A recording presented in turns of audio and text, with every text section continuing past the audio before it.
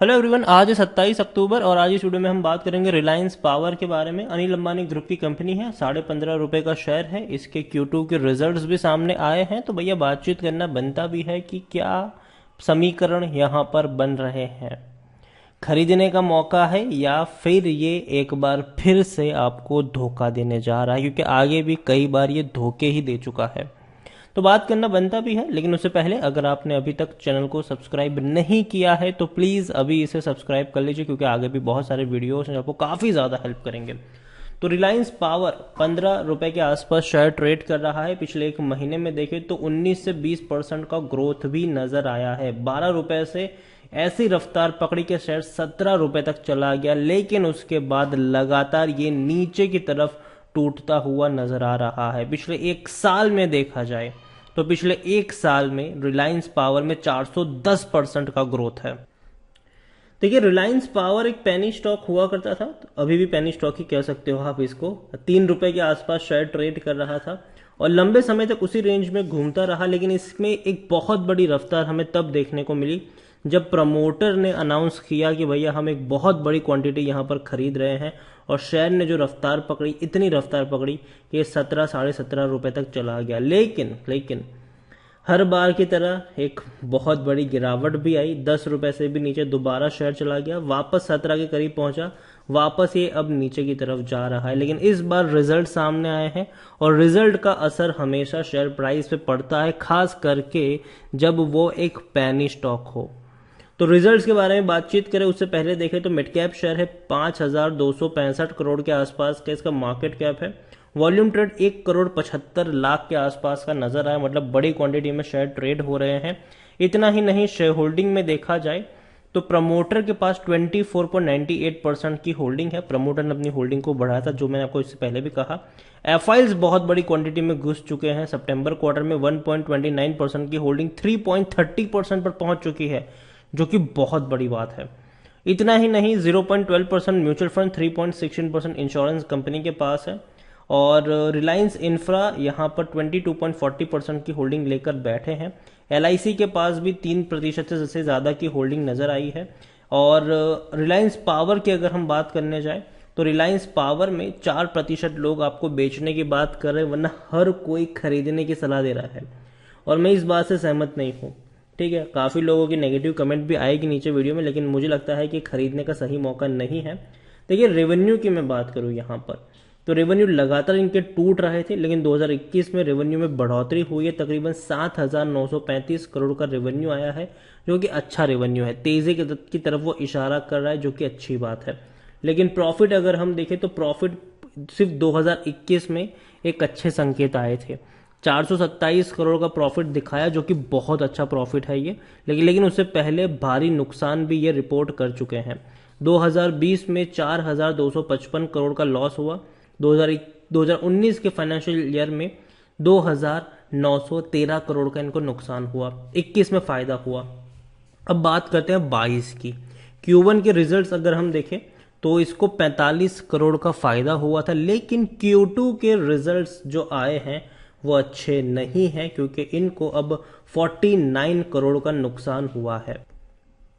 तो लॉस हुआ है, जो कि अच्छी बात भी नहीं है। दूसरी ओर अगर हम देखें तो टोटल इनकम जो है वो 1,885 करोड़ के आसपास देखने को मिली है, जो कि बहुत कम है, क्योंकि पिछले साल इसी क्वार्टर में 2,626 करोड़ का इनका इनकम था।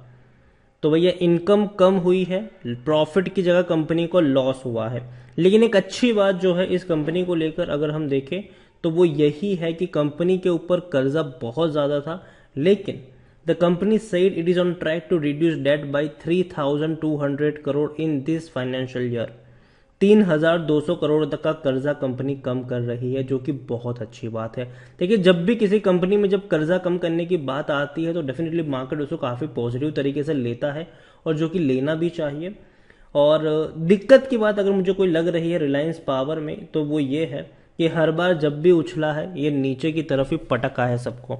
नीचे के लेवल पर मौके बनते हैं, लेकिन ऊपर के लेवल पर तो कभी भी यहाँ पर नहीं फंसना चाहिए, खास करके अब जब रिजल्ट्स उतने अच्छे नहीं है। रेवेन्यू बहुत हद तक कम हुआ है और प्रॉफिट की जगह कंपनी लॉस में आ चुकी है।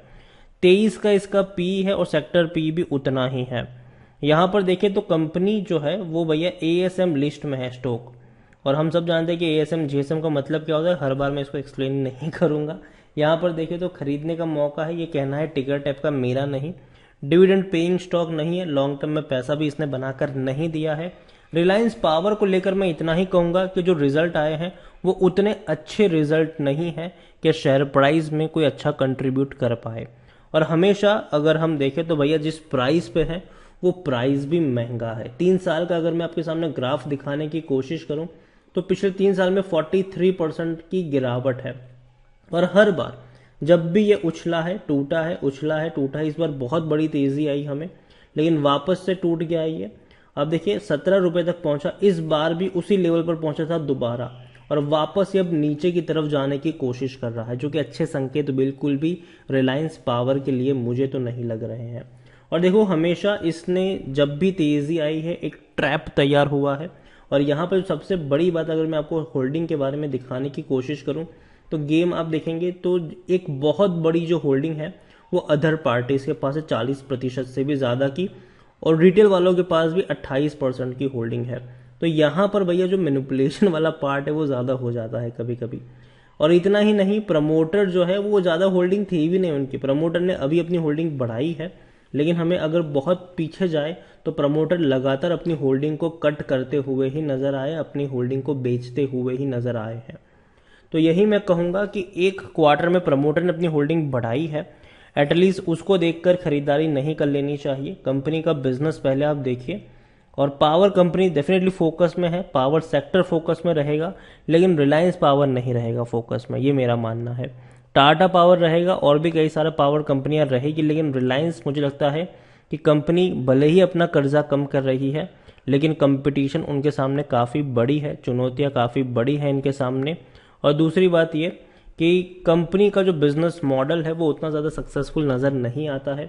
दूसरी ओर हर बार कंपनी का जो प्राइस है वो इसी लेवल से टूटता भी है, तो एटलीस्ट एक बड़े रेजिस्टेंस के तौर पर 17 रुपए का लेवल काम कर रहा है, वहां से ये टूटना शुरू हुआ है। और अब तो ये शुरुआत है, शायद थोड़ी और गिरावट आपको यहाँ पर गहराती हुई नजर आ सकती है आने वाले दिनों में।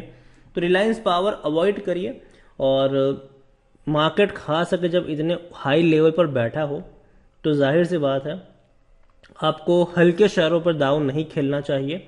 जो फंडामेंटली स्ट्रांग है, लॉन्ग टर्म के लिए सक्षम शेयर है, मार्केट लीडर है, उन पर भरोसा करना चाहिए। जब मार्केट करेक्ट होगा, टूटेगा, ऐसे शेयर सबसे पहले टूटना शुरू हो जाएंगे। तो मैं यही कहूंगा अवॉइड करेंगे तो फायदे में रहेंगे।